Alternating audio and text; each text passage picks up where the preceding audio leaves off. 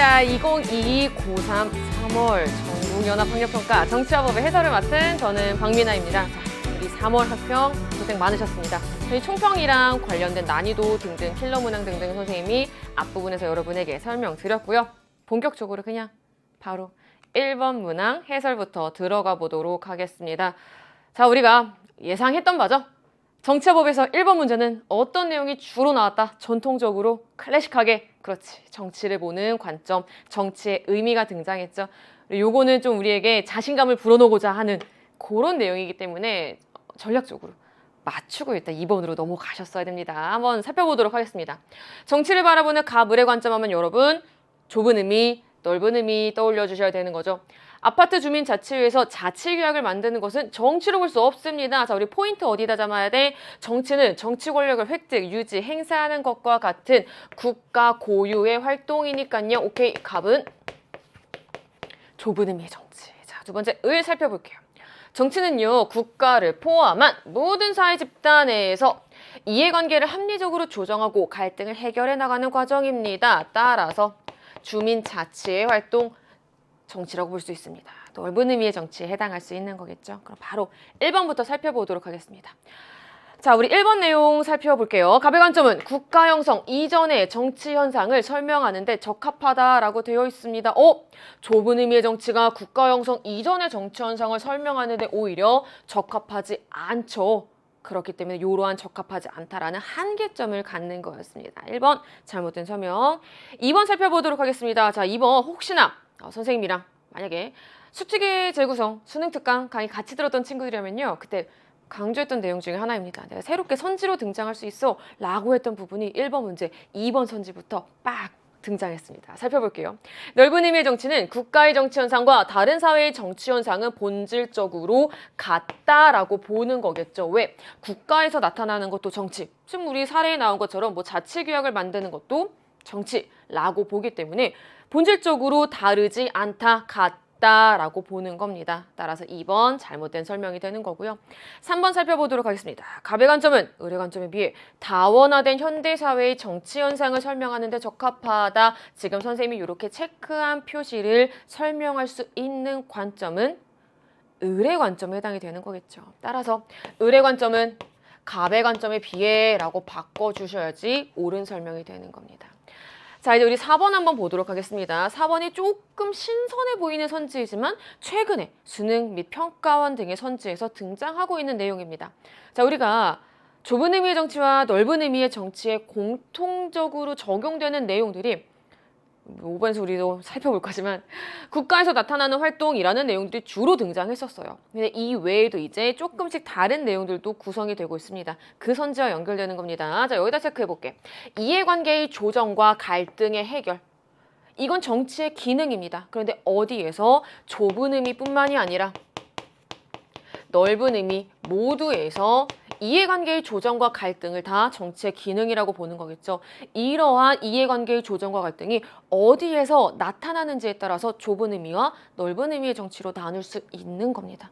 정리되셨죠? 따라서 4번 잘못된 설명이 되는 거고요. 마지막 5번 살펴보도록 하겠습니다. 선생님이 앞에서 살짝 스포했었는데 둘에 공통적으로 적용될 수 있는 내용이죠. 왜? 좁은 의미의 정치는 국가 고유의 활동, 넓은 의미의 정치는 국가를 포함한, 자, 그 말은 둘 다 어디에서 나타나는 현상을 정치라고 보는 거야? 국가와 관련된 활동을 정치라고 보는 거겠죠. 따라서 갑과 을 모두 정치로 본다.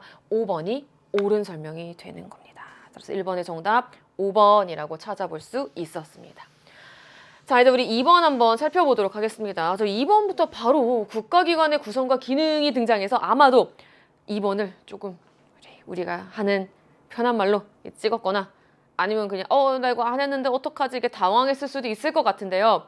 근데 이 부분 공부하는 방향부터 살짝 여러분에게 언급해 드릴게요. 여기가 여러분이 어렵다, 생소하다, 당황스러웠다 라고 느낀 이유는요, 안 외워서 그렇습니다. 반대로 얘기하면은 외우면은 정말 쉽게 풀 수 있었던 내용이었습니다. 들어가 보도록 하겠습니다. 우리 단서 조항 살펴보니까 국가기관, 감사원, 국회, 대법원 등장을 합니다. 국민의 직접 선거로 구성이 됩니까? 라는 질문에 예라고 답하는 유일한 국가기관은 어디가 됩니까? 바로 국회가 되는 거죠. 아직 B와 C는 우리가 단정 지을 수 없습니다. 이제 우리 밑에 있는 내용까지 살펴봐야 되는 거죠. 국가의 세입, 세출, 쉽게 들어온 돈과 나간 돈을 최종적으로 계산한 결과에 대한 검사, 결산 검사권을 갖는 것은 어디입니까? 그렇죠. 바로 감사원이 되는 거겠죠. 그럼 나머지 C는 단서 조항에 따르면은 대법원이 됩니다. 자, 1번부터 출발해 보도록 하겠습니다. 여기다 체크할게. 국무총리의 해임을 대통령에게 건의할 수 있다. 누가? 국회는 국무총리 또는 국무위원의 해임을 대통령에게 건의할 수 있다. 우리나라에 있는 의원 내각제적 요소의 하나에 해당이 되는 거였죠. 어쨌거나 1번 옳은 설명? 그렇죠. 따라서 정답 몇 번? 1번 끝. 끝났네. 근데 이런 문제는 특히 나머지 내용들을 살펴봐야 됩니다. 내가 아직 이 부분을 공부가 되지 않았다. 외우지 않았다. 이번 기회를 통해서 한번 꼭 외워주셔야 되고요. 내가 공부가 됐음에도 불구하고 헷갈렸다. 나머지 내용들 살펴보면서 개념의 빈틈 찾아주셔야 되는 겁니다. 자, 우리 국정감사권 볼게. 국정조사 및 국정감사는 누구의 권한이에요? 국회의 권한이 되는 거죠. 이게 공부를 약간 쓱 했던 학생들이라면은 국정감사? 왠지 이거 감사원이겠네. 그냥 정답이겠네. 라고 헷갈릴 수 있습니다. 아닙니다. 국정조사 및 국정감사는 국회의 권한이다. 라고 하는 거 기억해 주셔야 되는 거죠. 2번 잘못된 설명. 3번 대통령 직속의 독립적인 기관 어디입니까? 우리 정부 조직도를 통해서 기억하자라고 했던 거 바로 감사원에 해당하는 설명이 되는 거겠죠. C는 대법원이기 때문에 잘못된 설명. 4번 살펴보도록 하겠습니다. 이제는 말을 넣어서 한번 해보자. 감사원은 대법원장에 대한 임명 동의권을 갖는다. 잘못된 설명이죠. 국감, 대대헌, 국무총리, 감사원장, 대법원장, 대법관, 헌법재판소장의 임명에 대한 동의권은 누가 갖는 겁니까? 바로 국회가 갖는 거였죠. 따라서 4번 잘못된 설명. 마지막 5번. A, B, C의 각각의 장 모두 탄핵 소추의 대상이 될 수 있다. 일단 5번 잘못된 설명이 됩니다. 그럼 이 중에서 우리가 탄핵 소추의 대상 한번 찾아보도록 하겠습니다. 감사원장 탄핵 소추의 대상 됩니다. 대법원장 탄핵 소추의 대상 됩니다. 국회의장 탄핵 소추의 대상이 되지 않습니다. 이 부분도 선생님이랑 혹시나 수능 특강을 같이 했던 친구들이라면 내가 이제는 탄핵소추, 탄핵심판이 대상이 될 수 있는 국가기관을 쭉 외워두자. 근데 여기에 국회의장은 안 들어가. 라는 내용까지 얘기를 해드렸습니다. 그런 식으로 이제 디테일하게 접근을 해주셔야 되는 거예요. 따라서 이번에 정답 옳은 것은 1번이라고 볼 수 있습니다. 자, 이제 3번 살펴보도록 하겠습니다. 법원은 갑에 대한 형사재판 중 국민참여재판의 배심원 자격을 20살 이상으로 제한한 국민의 형사재판 참여에 관한 법률 제16조에 대해서 이곳에 위헌법률 심판 제청을 했대. 지금 누가 한 거야? 법원이 이곳에 위헌법률 심판 제청을 했어. 즉, 이 법률이 지금 이렇게 재판이 진행 중인데 헌법에 위배되는 것 같아요 라고 똑똑똑 쉽게 문을 두드리러 간 거는 법원입니다. 어디에다가 문을 두드리러 간 겁니까? 법원이. 정말 쉬운 표현으로 하면 그렇죠. 바로 A는 헌법재판소가 되는 거겠죠. 우리 바로 1번 한번 살펴보도록 하겠습니다. 헌법재판소의 재판관은 재판소장을 포함하여 9명이다. 헌법재판소 재판관 몇 명? 9명. 헌법재판소장은 재판관 중에서 국회 동의를 얻어서 대통령이 임명한다. 그 말은 헌법재판소 재판관은 헌법재판소장을 포함해서 9명이다. 옳은 설명이 되는 거죠. 정답 1번 끝. 나머지 내용도 보죠. 자, 일단 우리 헌법재판소라는 거 뽑아낸 거에서부터 2번까지 한번 일단 보자. 네, 여기다 체크해볼게. 위헌, 위법한 명령, 규칙, 처분에 대한 심사권인데 그냥 심사권이 아니라 최종 심사권이래. 그럼 어디예요? 그렇지. 바로 대법원이 되는 거겠죠. A는 헌지였기 때문에 2번 잘못된 설명. 자, 이제 우리 나머지 내용 한번 쭉 읽어볼게요. 자, 우리 이에 대해서 A는요. 배심원의 최저 연령은 배심원이 책임을 감당하고 요구받는 역할 등등을 할 수 있는 시기라는 것을 이유로 해당 법률 조항 중 20살 이상이라는 부분은 헌법에 위반되지 않는다라고 결정을 했대요. 자, 이제 우리 3, 4, 5번 한번 풀어보자. 3번. 국민참여재판에서 판사는 배심원의 판결대로 판결해야 된다. 저희 국민참여재판이 뭐였죠? 일반 국민이 배심원으로서 형사재판에 참여해서 평결을 내릴 수 있는 거였는데, 자, 이때 법관은, 판사는 배심원의 평결에 구속을 받습니까? 아니요, 구속받지 않습니다. 자, 우리가 정치화법에서 구속받지 않는다라는 표현이 어떻게도 쓰일 수 있다? 그대로 따르지 않아도 된다라는 표현으로 쓰이는 거였죠. 따라서 배심원의 평결과 다르게 판결을 내려도 됩니다. 물론 이때에는 판결문의 그 이유를 게재를 해야 되는 거고요. 어쨌거나 다시 판사는 배심원의 평결대로 판결하지 않아도 됩니다. 3번 잘못된 설명. 4번 살펴볼게요. 자, 요거 여러분 조심해야 되는 거죠. 밑줄이 어디까지 쳐져 있는지를 봐야 돼. 위헌법률 심판의 제청이야. 즉 헌법재판소에 가서 위헌법률 심판을 좀 청구합니다 라고 할 수 있는 주체는 누구예요? 그렇죠. 오로지 법원만이 할 수 있는 거죠. 따라서 법원뿐만 아니라 갑도 위헌법률 심판 제청을 할 수 있는 거 아닙니다. 따라서 4번 잘못된 설명. 마지막 5번 볼게요. 이거는 쉽게 접근해봐. 헌법에 위반되지 않는다라고 결정했대. 즉, 이 말은요. 헌법에 합치된다라고 볼 수 있는 거겠죠. 합헌이다? 효력이 계속 인정된다. 따라서 디귿에 따라 갑에게 무죄가 선고된다. 잘못된 내용이 되는 겁니다. 3번의 정답 몇 번? 1번이라고 풀 수 있었던 내용이었고요. 국민참여재판은 단독으로 지금까지 나왔던 경험보다는 이러한 문제처럼 같이 결합되어서 다른 내용에 곁들여서 나오는 경우가 많았습니다. 일반적으로는 형사 절차 파트에서 같이 나왔었는데 이런 식으로 위헌법률 심판과 연결지어서도 나올 수 있다는 거 하나 기억을 해주시면 됩니다. 자, 이제 우리 4번 문제 한번 풀어보도록 하겠습니다. 밑줄 친 기역, 니은, 디귿, 리을, 미음. 이 문제 뭐였냐면요. 정치 참여 집단에 대한 문제였어요. 우리가 일반적으로 나왔을 때는 정당, 이익 집단, 시민단체를 비교하는 문제였는데 그러니까 정확히는 바로 작년 수능부터 언론이 좀 등장하기 시작했거든요. 그랬더니 바로 우리 첫 학평, 3월 학평에서 언론 등장했습니다. 일단은 기역, 니은, 디귿, 리을, 미음이 무엇인지 체크하고 문제 푸셔야 되겠죠? 기억 살펴볼게요. A, 당, 소속의, 동그라미, 동그라미, 의회, 의원으로서. 자, 우리 기억, 니은 한 번에 치울 수 있겠다. 기억은 어디? 정당.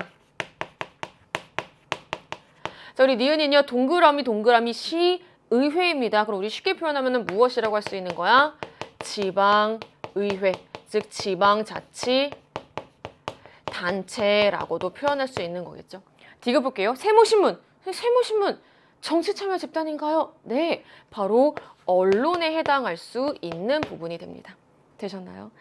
자, 이제 우리 리을 한번 보도록 하겠습니다. 동그라미 동그라미 시에 중소상공인 연합회의 대표래.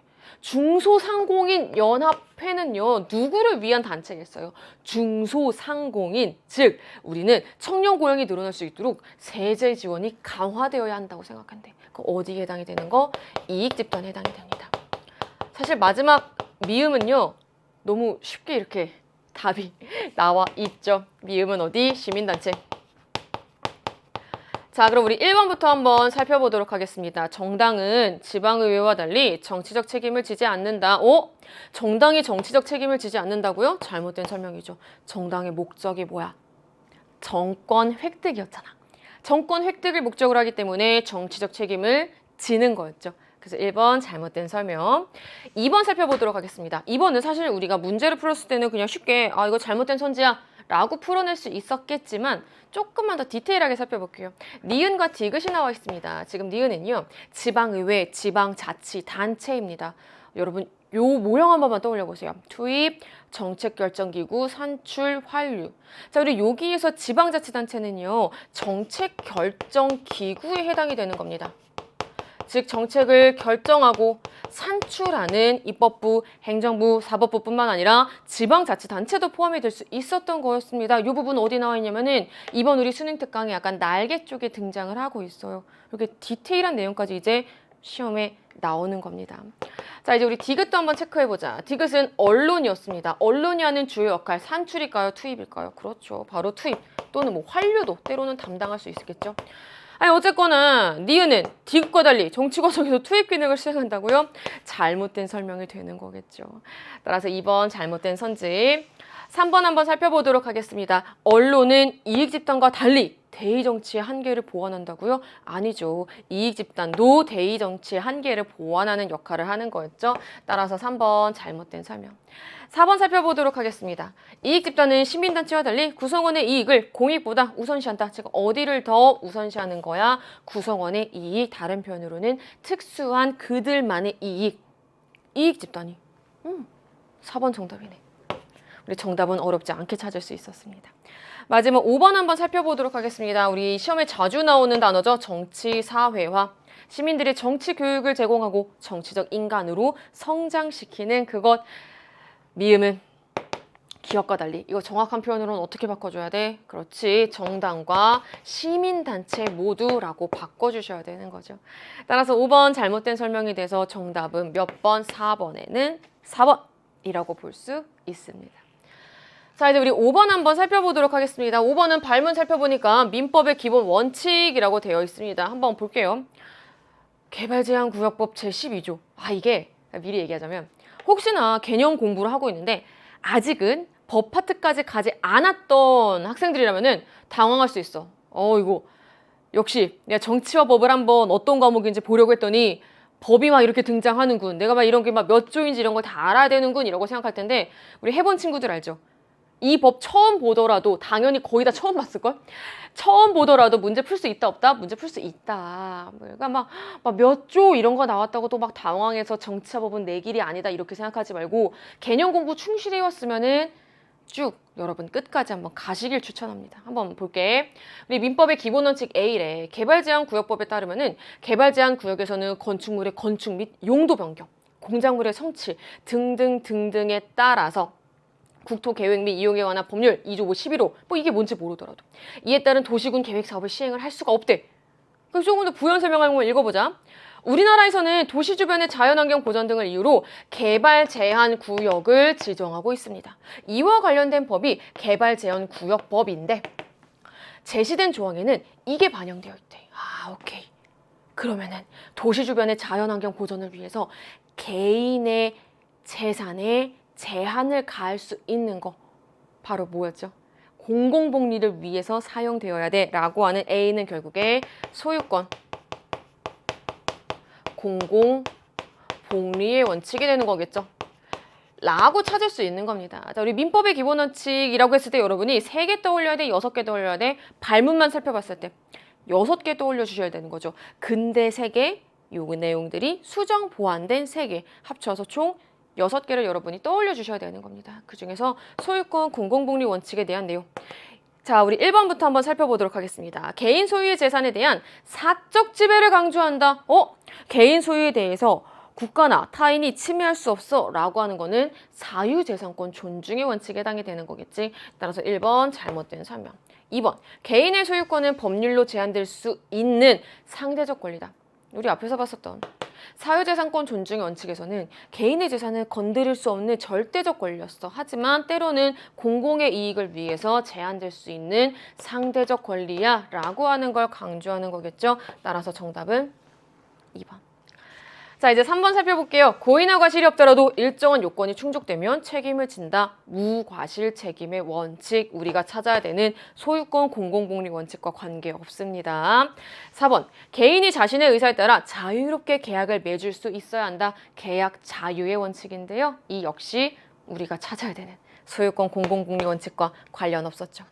마지막 5번, 불평등한 관계에 있는 계약 당사자들 간의 불공정한 계약을 방지하기 위한 원칙이다. 계약 공정의 원칙 여전히 관계 없었습니다. 따라서 옳은 것은 몇 번? 정답 2번이라고 앞면, 1면 마무리했습니다. 자, 이제 우리 2면 내용으로 한번 넘어가 보도록 하겠습니다. 우리나라 헌법의 기본 원리 딱 보이네. 기본 원리 하면 여러분 몇 개 떠올려야 돼? 6개 떠올려야 돼. 그 6개 중에 어떤 내용인지 찾아보자. 바로 첫 문장부터 우리 요거라는 걸 이렇게 팍 뿜어내고 있네. 모든 국민은 인간다운 생활을 할 권리를 가진다. 국가는 균형 있는 국민경제 성장 및 안정과 적정한 소득 분배를 유지한다. 오케이. 모든 국민의 인간다운 생활을 보장하기 위해서 국가의 적극적 노력이 요구되는 이 원리는 바로 복지국가의 원리가 되는 거겠죠. 되셨나요? 1번 들어갑니다. 복지국가의 원리가 근대 입헌주의 헌법이 추구하는 핵심적 원리라고요? 아니죠. 근대 입헌주의 헌법이 추구하는 핵심적 원리가 아니라 어디와 연결이 되는 겁니까? 현대 복지국가의 헌법과 연결이 되는 내용입니다. 따라서 1번은 잘못된 설명이 되는 거겠죠.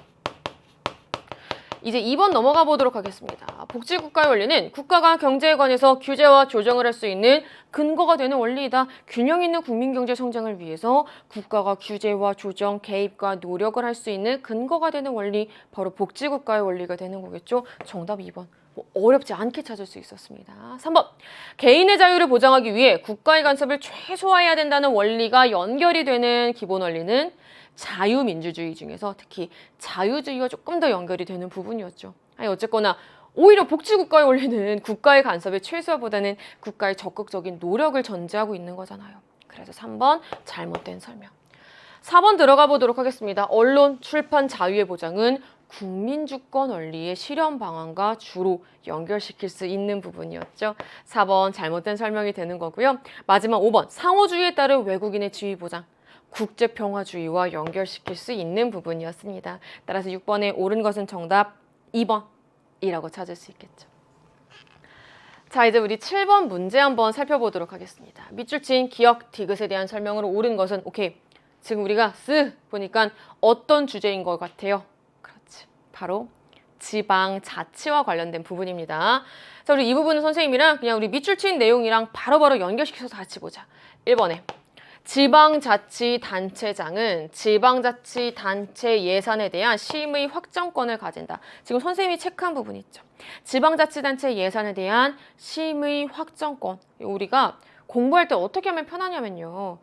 우리나라의 국가기관을 공부하고 나서 우리 원칙적으로 우리 교과서의 교육과정이 정부 형태, 우리나라 국가기관, 그리고 지방자치예요. 우리나라 국가기관에서 입법부와 행정부의 관계를 떠올려주세요. 우리 입법부와 행정부의 관계처럼 지방의회와 지방자치단체장을 연결시키면 편합니다. 우리 국회에서 예산안에 대한 심의 확정권을 갖고 있죠. 입법부에서. 그러니까 이 내용은 어디에서 갖고 있는 거야? 지방의회의 권한이 되는 겁니다. 지방자치단체장이 아니라.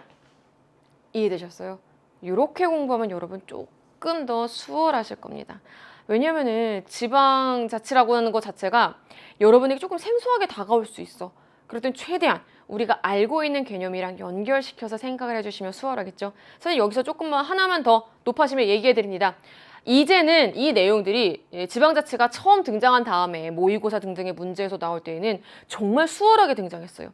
사실은 7번도 수월한 정도거든요. 근데 최근에 수능 문제 평가원 단위 시험에서는요, 좀 더 디테일한 내용이 나옵니다. 조금 더 정확히 설명하면 이 7번 문제는 수월한 문제와 디테일한 문제의 중간 정도에 있습니다. 한번 해볼게요. 자, 이제 2번 다시 보도록 하겠습니다. 지방의회는 지방자치단체의 의결기관이다. 정답. 내가 수월하다고 한 이유 중에 하나. 일단 이게 정답이에요. 한 번만 더 연습할까? 지방자치단체장은 집행기관이고 지방의회는 의결기관이 되는 거겠죠. 어쨌거나 지방의회는 의결기관 그대로 정답 되셨죠? 자, 이제 3번 살펴보도록 하겠습니다. 난 또 이번엔 3번 때문에 조금 난도가 있을 수 있다고 생각했어. 디테일해질 수 있다고 생각하거든요. 어느 정도 좀 지방자치를 공부했던 친구들이라면은 아 그래 맞아 지방자치 하면 나오는 내용이 수직적 권력 분립이야. 이거 지방자치니까 3번 정답이라고 생각하고 넘어갈 수 있는데 아 이 부분 역시 내가 말하다 보면 약간 나의 자랑 같은데 선생님이 이번 수능특강 강의를 할 때 언급했던 내용 중에 하나입니다. 지방자치가 나왔다고 무조건 수직적 권력 분립이라고 암기하지 말자고 의미를 꼭 여러분이 기억을 하자라고 얘기했습니다. 수직적 권력 분립은요. 어디와 어디와의 관계였어요? 중앙정부와 지방정부 간의 관계에서는 수직적 권력 분립이었습니다. 엄격히 살펴보면은요. 지금 니은과 디귿은 집행기관과 의결기관이에요. 집행기관과 의결기관이라는 거는 조금만 더 디테일하게 우리가 살펴보면은 수직적 권력 분립보다는 수평적 권력 분립에 좀 더 가까운 거겠죠. 다시 우리가 수직적 권력 분립이라고 할 때에는 중앙정부와 지방정부의 관계를 나타냅니다. 지금은 요 둘 집행기관과 의결기관의 관계이기 때문에 수직적 권력 분립이라고 볼 수 없겠죠. 3번 잘못된 설명. 자, 우리 4번 살펴보도록 하겠습니다. 주민 소환의 대상. 일단 니은과 디귿의 지역구 의원이라고 되어 있는데 하나씩 체크해보자. 지방자치단체장 주민 소환의 대상이 됩니까? 네, 주민 소환의 대상이 됩니다. 디귿 지방의회 의원 주민 소환의 대상이 됩니까? 네, 됩니다. 조금만 더 여기서 디테일하게 들어가면 누구? 지방의회의 지역구 의원만. 비례대표 의원은 주민 소환의 대상은 아니었죠. 아니 어쨌거나 지금 지방자치단체장은 주민 소환의 대상이 아니다? 잘못된 설명이죠. 지방자치단체장도 주민 소환의 대상이 되는 겁니다. 4번 잘못된 설명. 마지막 5번 살펴보도록 하겠습니다. 조례의 개폐, 개정, 폐지에 관한 권한. 조례의 제정 및 개정, 폐지에 관한 권한은 누가 갖고 있는 거예요? 바로 지방의회가 갖고 있는 거겠죠. 디귿이 아니라? 아니죠. 디귿이 갖는 거였죠. 따라서 5번 잘못된 설명이 돼서 7번에 옳은 건 몇 번? 정답 2번이라고 볼 수 있었습니다. 자, 이제 우리 8번 문제 볼게요. 선생님이 총평에서 킬러 문항이라고 한번 했던 내용입니다. 8번이 킬러 문항인 이유는요. 미성년자와의 계약, 미성년자와 거래한 상대방의 보호 파트입니다. 이 부분은 매번 설명하는 내용 중에 하나인데 법적 사고력으로 여러분이 생각해 주셔야 돼요. 그러니까 법적 사고력을 총동원해야지 여러분의 교육과정 안에서 법적 사고력을 동원해야지 풀 수 있었던 문제였습니다. 한번 살펴볼게요. 갑은 일단 나이 체크 미성년자. 집안 대대로 물려받은 고가의 도자기를 법정 대리인이 을이래. 을의 동의 없이 여기다 체크 포인트지. 을의 동의 없이 골동품 상인인 병에게 판매하는 계약을 체결했대. 그럼 병은 누가 되는 거야? 미성년자와 거래한 상대방이 되는 거겠지. 자, 이제 옆에 조금 더 읽어보자. 계약 체결 당시에 갑은 신분증을 위조하는 속임수로 자신이 성인임을 병이 믿게 하였대. 오케이. 내가 성인인 것처럼 속임수를 써서 믿게 했어. 이 경우에는 취소권 행사가 제한되는 거였죠. 자, 여기서 이제부터 한 단계씩 법적 사고를 생각해야 돼. 법정 대리인의 동의 없이 미성년자가 단독으로 법률행위를 한 경우 원칙적으로 취소할 수 있었어. 누구랑 누가 취소할 수 있었어? 그렇지. 미성년자 본인 또는 법정 대리인이 취소할 수 있었지. 자, 근데 이번에는 취소권 행사가 제한되는 거야. 그럼 누구와 누구 거 쉽게 말하면 뺏어야 돼? 그렇지. 미성년자와. 즉, 이 문제에서는 미성년자인 갑과 미성년자의 법정 대리인인 을의 취소권 모두 다 가져와야 되는 거지. 둘 다 행사할 수 없는 거지. 이해됐어요? 결국에 이 계약은 무엇이 되는 거예요?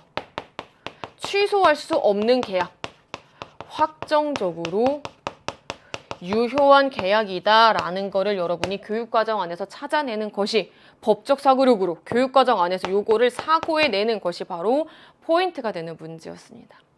며칠 후 도자기가 병에게 판매된 것을 알게 된 을이 병에게 전화를 걸어 항의를 하였고 병은 갑이 미성년자임을 그때 알게 된 거겠죠. 며칠이 지난 후에 거래 당시에는 몰랐겠지. 왜냐면 속였으니까. 자, 한번 살펴보도록 하겠습니다. 1번 갑은 계약을 취소할 수 없다. 병의 의사와 무관하게 을은 계약을 취소할 수 없다. 3번 병은 갑에게 계약 체결의 의사표시를 철회할 수 없다. 정답! 왜? 확정적으로 유효한 법률행위가 되는 거니까 상대방은 이에 대해서 철회권을 행사할 수 없는 겁니다. 이해되셨어요? 따라서 3번 옳은 설명이 되는 거고요. 4번 살펴보도록 할게요. 병은 을에게 계약의 취소 여부에 대한 확답을 촉구할 수 있다. 아니 여러분 진짜 쉽게 접근해봐. 이게 뭐 다른 상황을 다 이렇게 제끼고 다른 상황을 다 배제하고 우리가 살펴보더라도 아니 일단 확답을 촉구할 권리는 누구에게 하는 거예요? 미성년자의 법정 대리인에게 하는 거였죠. 그리고 여기까지는 그렇다고 쳐. 자, 그런데 이제부터는 그렇다면은 조금 더 디테일하게 들어가 봐야 되는 거지. 계약 취소 여부에 대한 확답을 촉구할 수 있다. 자, 이제부터 하나 더 디테일. 확답을 촉구할 권리는 무엇에 대해서 촉구하는 거예요? 저기 이 계약 취소할 건가요? 취소하지 않을 건가요? 요거에 확실하게 답해 주세요라고 법정 대리인에게 하는 거야. 잘 생각해봐. 이제 이 뒷부분이 포인트였어. 취소할 거예요? 취소하지 않을 겁니까? 즉 추인 여부를 확실하게 답해 주세요라고 한다는 거는 어떤 행위에 대해서 해야 돼? 취소할 수 있는 행위에 대해서 해야 돼. 아니 취소할 수 있는 행위에 대해서 취소할 건지 안 할 건지 확실하게 답해요 라고 하는 거잖아. 근데 지금 이게 취소할 수 있는 행위입니까? 아니죠. 되셨죠? 마지막 5번 살펴볼게요. 법정 대리인의 동의 없이 체결되었으므로 계약은 효력이 없다. 지금 이 상황을 모두 다 종합하면 속임수로 성인인 병이 믿게 하였으므로 확정적으로 유효한 상황이 되는 거겠죠. 효력이 없다라고 볼 수 없습니다. 따라서 8번의 정답은 3번. 8번이 킬러 문항인 이유는 뭐야? 법적 사고력이 필요했기 때문이다 라고 하는 거. 거기다 하나 더 디테일한 내용까지 우리가 기억해야 됐기 때문이다 라는 것도 여러분들이 기억을 해주시길 바랍니다. 자, 이제 우리 킬러 문항을 넣었더니 무슨 또 막 표가 나온다. 근데 이 부분은 어려웠던 내용은 아니었습니다. 정부 형태와 좀 정치 상황이 연결되어 있는 부분이 있는데 약간의 사고력을 요하긴 해요. 하지만 그래도 충분히 풀어낼 수 있었던 내용이었습니다. 같이 한번 해볼게요.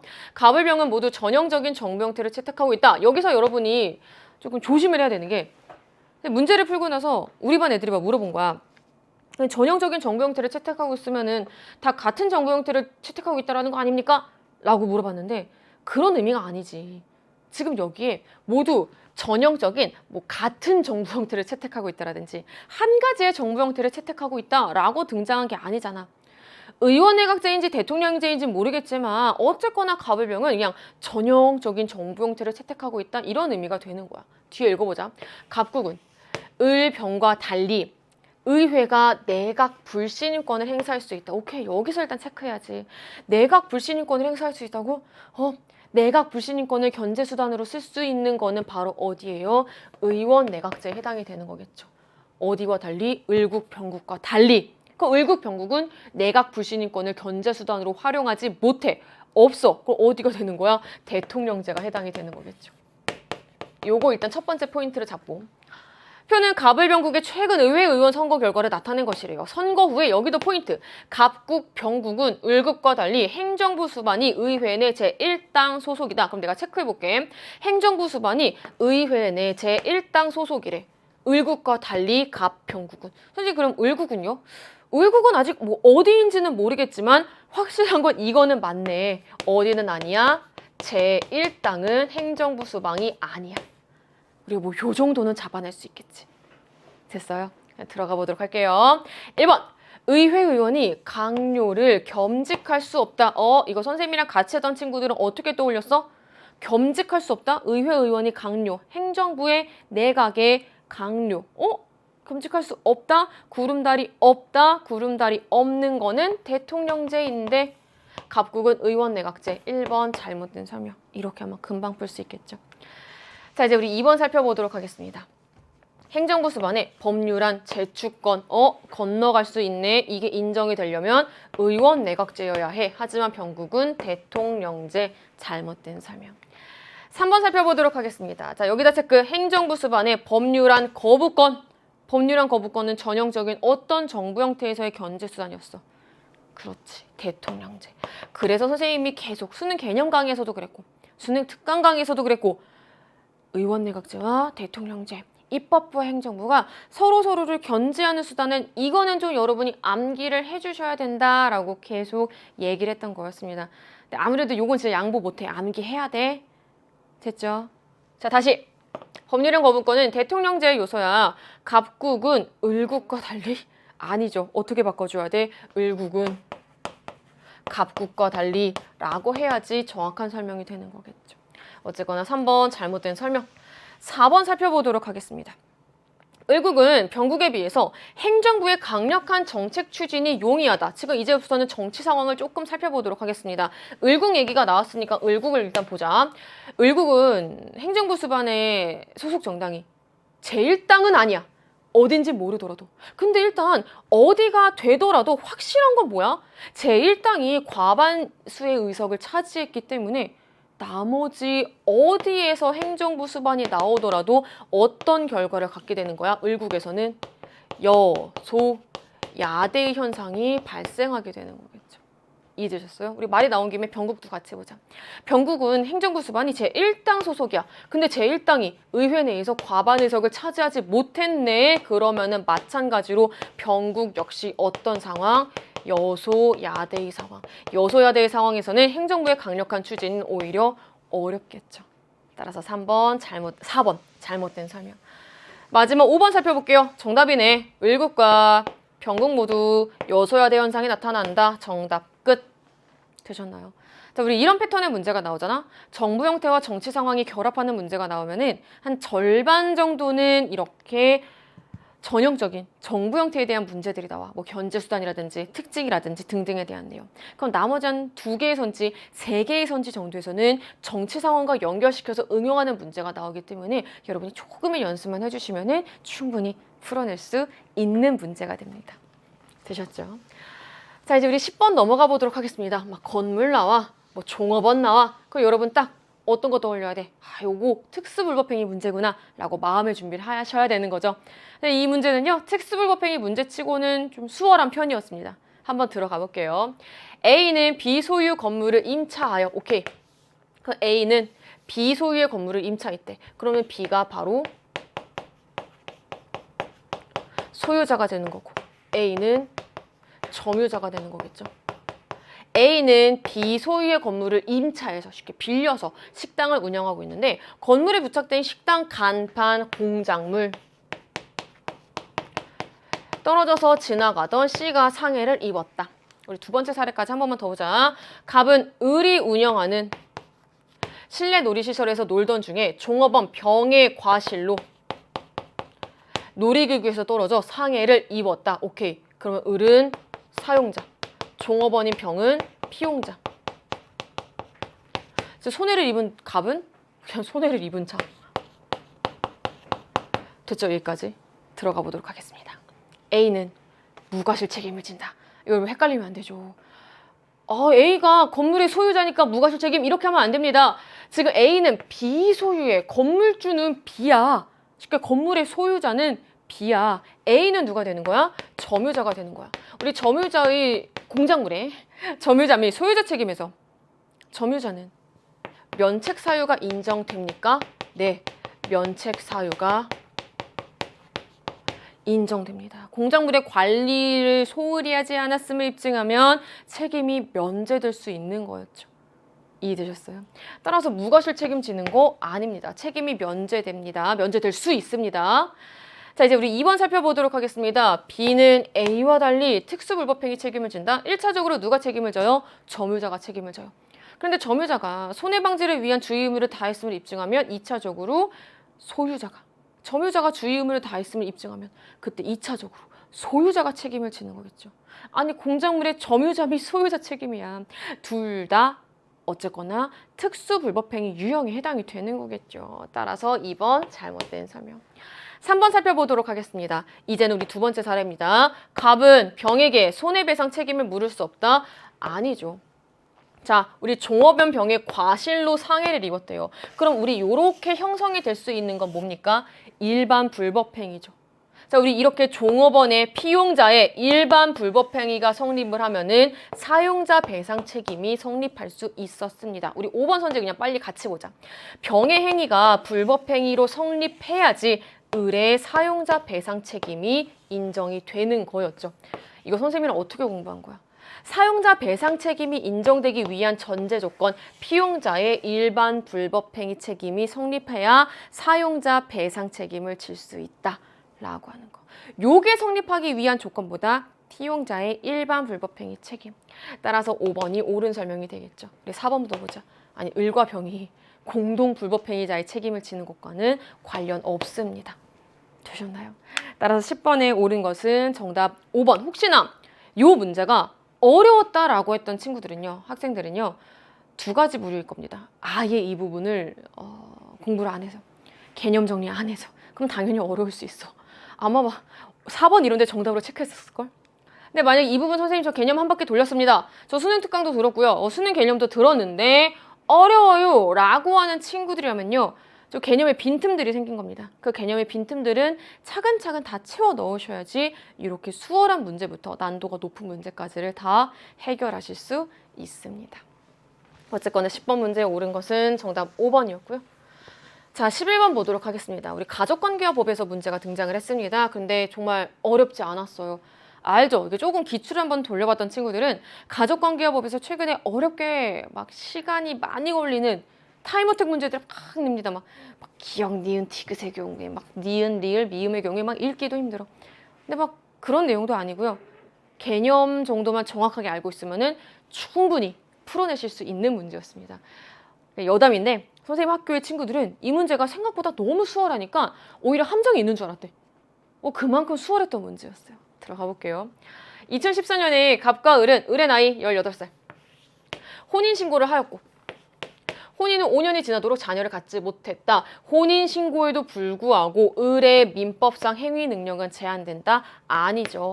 성년으로 의제될 수 있죠. 즉 민법상 행위 능력이 인정이 되는 거죠. 성년으로 간주되는 겁니다. 누가? 18살 혼인 가능한 미성년자, 다른 표현으로는 18살 부모 동의를 얻어서 법률혼을 한 경우에는 성년으로 간주됩니다. 따라서 기억 잘못된 설명. 나머지 내용 읽어보자. 자녀를 원했던 갑과 을은 2019년에 병의 자녀 A를 조금 더 크게 쓰자. 이게 뭐야? 병의 자녀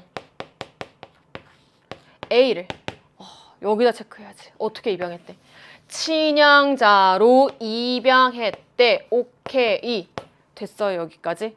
아니 그러면 친양자 입양했다라는 거는 A와 친생부모와의 관계는 종료되는 거겠죠.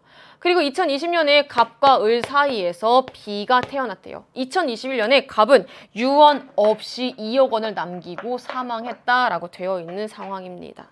그럼 다시 니은부터 볼게요. 친양자 입양으로 인해서 병과 A의 친자 관계는 종료된다. 니은 옳은 설명. 친양자 입양이 뭔지만 알았어도 금방 풀 수 있었습니다. 디귿. 자, 갑과 을 사이에 B가 태어났대요. 디귿 이후 인지교차를 거쳐야 갑과 을과 B 사이에 갑을 B의 친자 관계가 형성된다? 아니 일단 체크. 친자 관계가 뭐였어? 부모와 자식 간의 법률 관계를 의미하는 거였죠.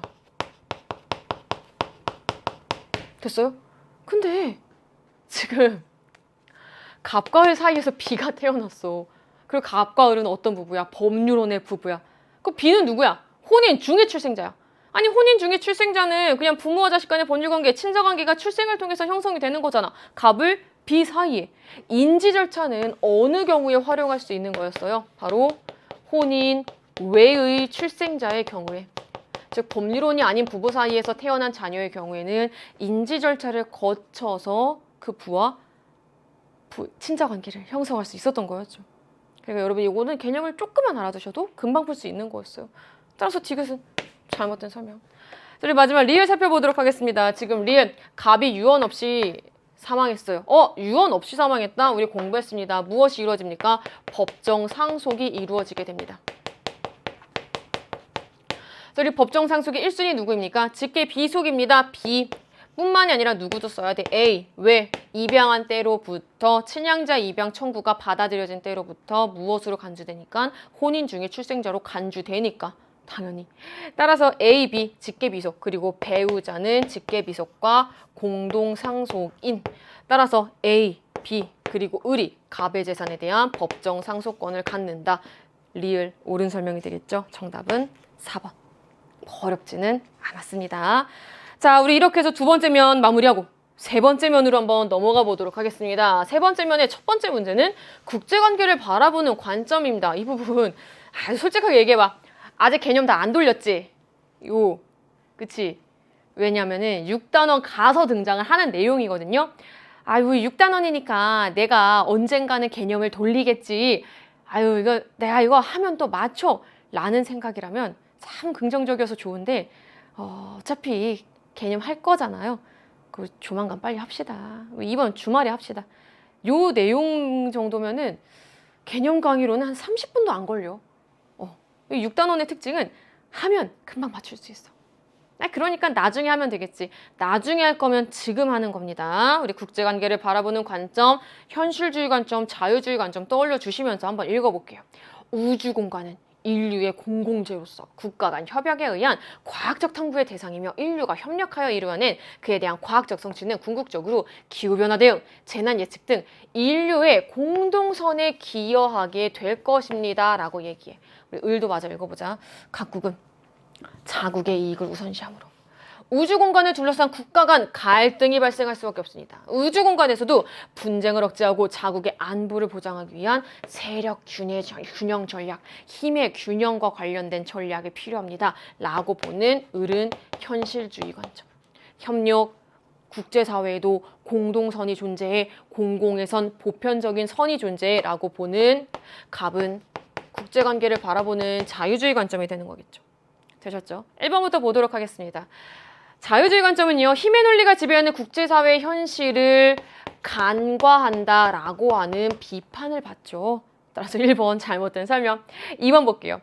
국가 간 상호 의존 관계를 중시하는 건 자유주의 관점.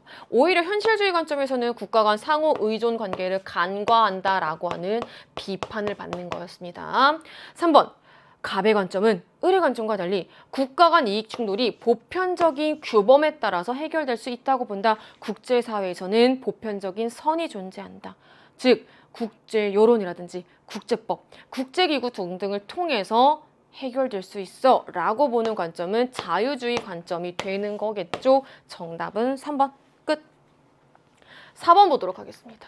을의 관점은 갑의 관점과 달리 국가를 주권이 가진 독립적인 행위 주체로 본다. 아니 국가를 주권을 가진 독립적인 행위 주체로 보는 건 현실주의 관점과 자유주의 관점 모두에 해당이 될 수 있는 설명이겠죠. 따라서 4번 잘못된 설명이 되는 거고요. 5번 살펴보도록 하겠습니다. 개별 국가의 이익과 국제사회 전체 이익이 조화될 수 있다라고 보는 거는 자유주의 관점에만 해당이 되는 설명이겠죠. 따라서 5번 잘못된 설명이 돼서 12번에 옳은 것은 정답 3번이라고 볼 수 있습니다. 나중에 할 거면 얼른 개념 정리하세요. 자, 이제 13번 살펴보도록 하겠습니다. 우리 13번도 킬러 문항 중에 하나. 왜? 킬러 문항인 이유 여러분이 안 외웠으니까. 근데 솔직하게 얘기할게. 이 부분은 3월 한정 킬러 문항. 3월 한정 킬러 문항. 나중에 여러분이 이 부분의 형사 절차에 대한 공부를 조금 더 꼼꼼하게 타이밍도 잘 보고 내용도 조금 이렇게 외워주시면은요. 나중에야 깨달을 거야. 아, 이거 정말 쉬운 내용이었구나. 진짜 쉽게 풀 수 있었구나. 일단 이 부분은 정확하게 설명합니다. 기한 한정 킬러 문항. 3월에 한정되어서 킬러 문항입니다. 이해되셨죠? 이게 6월, 막 9월 가서도 우리가 킬러 문항이라고 하면 안 돼. 알았지? 3월 한정 킬러 문항 한번 볼게요. 갑은 회사 자금을 불법으로 가로챈 혐의로 수사를 받은 후 수사의 대상이 되는 갑은 피고인 신분이 아니라 피의자 신분이 되는 거겠죠. 1번 잘못된 설명. 됐죠? 뭐 요건 디테일하고 보기도 어려워. 너무 기본적인 내용이니까. 그래도 여러분은 어려웠을 거야. 왜? 3월 한정으로 원래 이 부분이 여러분에겐 킬러 문항이야. 체감상. 자, 다시 2번 살펴보도록 하겠습니다. 기소되었대요. 기소 뭐야? 검사가 형사재판을 요청, 쉽게 청구하는 행위가 되는 거죠. 기소로 인해서 갑과 검사는, 자, 일단 기소로 인해서 갑은 무슨 신분이 돼요? 피고인 신분이 돼요. 형사재판의 당사자는, 이거 정말 클래식하게 너무 자주 나옵니다. 형사재판의 당사자는 피고인과 검사입니다. 피고인인 갑과 검사는 형사재판의 당사자가 된다. 정답 몇 번? 2번 끝. 3번 살펴보도록 하겠습니다. 디귿의 판결에 1심 법원에서 갑은 보증금 납부 등을 조건으로 해서 석방을 요구하는 제도를 활용했으나 법원이 이를 받아들이지 않았고 갑에게 징역 2년을 선고했대요. 근데 여기서 판결이 확정되지 않았어. 이후에 2심 법원은 갑에게 징역 2년, 집행유예 3년을 선고했고 대법원에서야 원심이 확정되었대. 자, 근데 일단은 그러면은 1심 법원의 판결에 불복해서 누군가 항소했다라는 의미가 되는 거겠죠. 디귿의 판결에 항소한 당사자는 검사이다라고 단정 지을 수 없습니다. 왜? 물론 검사도 가능해요. 아니 왜? 1심 법원에서 징역 2년을 선고했다며. 그 검사는 뭐 이런 논리도 가능하겠지. 징역 2년이 웬 말? 뭐 징역 2년보다 제가 구형한 걸로는 뭐 이를테면 징역 2년보다 더 센 형인데 왜 징역 2년? 뭐 이런 식으로 항소할 수도 있고 물론. 자, 근데 검사라고 단정 지을 수 없는 거는 형사재판의 당사자인 피고인 갑도 항소할 수 있죠. 갑은 어떤 논리로 항소할 수 있을까요? 자, 징역 2년, 유죄야 무죄야? 유죄 선고. 제가 왜 유죄? 나 무죄. 라고 하는 논리로 항소 가능. 두 번째, 어떤 논리로도 이거 징역 2년 너무 과한데 좀 줄여주세요. 라고 하는 논리로도 충분히 가능한 겁니다. 이해되셨어요? 따라서 우리가 일단은 지금까지는 가능한 내용을 가지고 한번 여러분에게 설명을 해드린 거고요. 우리 제시문에 해당하는 내용을 한번 읽어보면 결국에 항소한 당사자는 검사라고 단정 지을 수 없겠죠. 갑 항소 가능합니다. 3번 잘못된 설명. 자, 이제 우리 4번 보도록 하겠습니다. 리을은 구속적부 심사제도이다. 이거 내가 말 줄여볼게. 보증금 납부를 조건으로 석방을 요구했대. 리을은요, 보석제도예요. 네, 여기서 조금만 더 디테일하게. 구속적부 심사제도는 수사와 공판 절차 중에서 어디에서 한정? 수사 한정. 됐죠. 반면에 보석제도는 원칙적으로 공판 단계에서 활용. 따라서 어쨌거나 지금 리을의 상황은 기소된 이후잖아요. 구속적부 심사제도와도 관련이 없는 거겠죠. 일단 보석제도고요. 자, 이제 마지막 5번 살펴보도록 하겠습니다. 대법원에서 원심이 확정되었대. 미음으로 인해 갑은 형사보상 청구권을 행사할 수 있다. 자, 형사보상 청구권은 구속 피의자 또는 피고인이 미결 구금되었어. 피해자의 경우에는 무죄 취지의 불기소 처분, 피고인의 경우에는 무죄 판결이 확정된 경우 등에 활용될 수 있는 거였죠. 자, 우리 종합하면 언제 쓸 수 있는 거였어? 억울해야 되고 구금된 적이 있어야 돼. 아니 근데 일단 요 조건부터 만족시키지 않아. 왜? 지금 원심이 확정되었대. 유죄야 무죄야? 유죄야. 그렇지. 그렇기 때문에 형사보상을 행사할 수 없는 겁니다. 무죄 판결이 확정되어야지 활용 가능한 거였어요. 따라서 5번 잘못된 설명이 돼서 13번에 옳은 것은 정답 2번이라고 볼 수 있었습니다. 자, 이제 우리 14번 살펴보도록 하겠습니다. 법치주의 문제가 한 3면에 와서야 등장을 했어요. 근데 뭐 우리가 위치랑 상관없이 어느 위치에 나오든지 간에 그냥 떨지 않고 풀어주셔야 됩니다. 자, 그럼 다시 한번 살펴보도록 하겠습니다. 법치주의 유형하면 여러분 머릿속으로 뭐 떠올려야 돼? 실질적, 형식적 법치주의 떠올려 주셔야 돼요. 우리 아직 가는 모르겠고 밑에 있는 내용 한번 보자. 독재체제를 옹호한 논리로 악용될 우려가 있는 것은 무엇입니까? 바로 형식적 법치주의겠죠. 그럼 그렇지 않은 것은 실질적 법치주의가 됩니다. 근데 얘들아 가를 잘 봐봐. 지금 가에 해당하는 질문에는 둘 다 예라고 대답을 하고 있어. 그러면 가에는 어떤 질문이 와야 되는 거예요? 실질적 법치주의, 형식적 법치주의 모두에 해당하는 내용을 물어보는 내용이 들어가야지 옳은 설명이 되는 거겠죠. 일단 요거 한번 머릿속에 놓고 1번부터 볼게요. 법의 목적과 내용이 정의에 부합해야 됨을 강조하는 것은 실질적 법치주의였죠. 1번 잘못된 설명. 2번 통치의 합법성을 중시한다. 실질적 법치주의는 형식적 법치주의와 달리 잘못된 설명이죠. 왜?